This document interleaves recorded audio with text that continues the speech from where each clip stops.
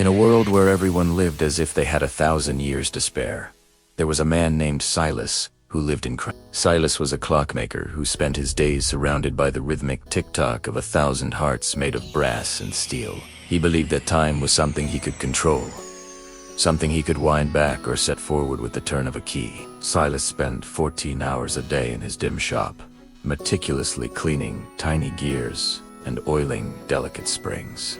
He told himself he was working for one day, a mysterious golden day in the future, when he would finally have enough money to travel, to sit by the ocean, and to marry the woman he loved, a baker named Clara, who lived just 3 doors down. Clara would often stop by his shop with a warm loaf of bread, her eyes sparkling with a silent invitation.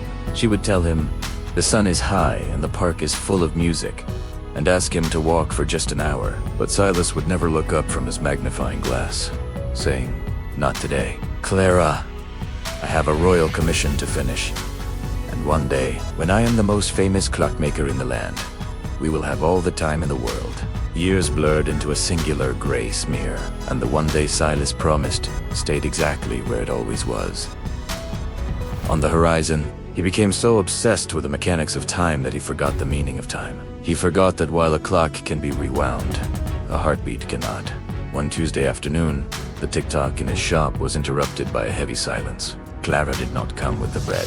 Instead, a young boy came with a letter saying Clara had fallen ill with a sudden and silent fever. Silas dropped his tools for the first time in 20 years and ran to her house, his lungs burning. He realized that in his race to master time, he had let it slip through his fingers like dry sand. He reached her bedside just as the sun was beginning to set, and Clara whispered that he finally left the shop. Silas cried and promised they would go to the ocean tomorrow because they had so much time left.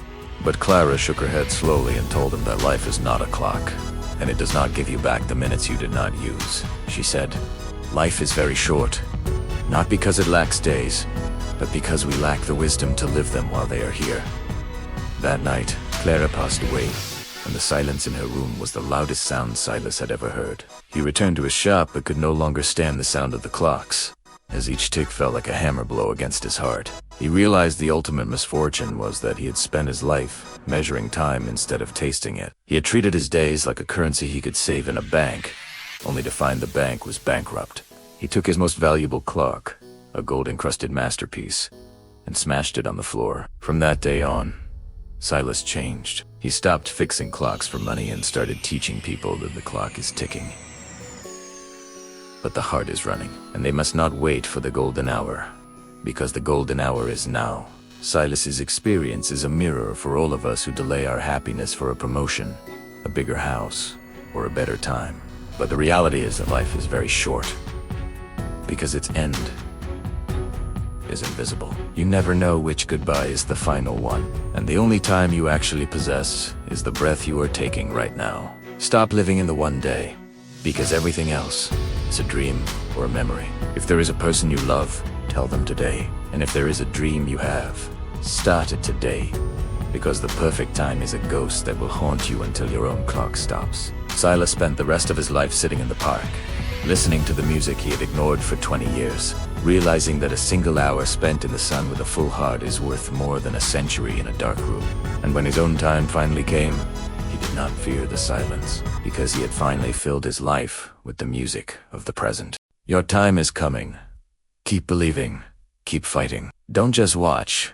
Go out and prove them wrong. Thank you for being part of the journey. If you liked it, please like, comment, and subscribe. Bye.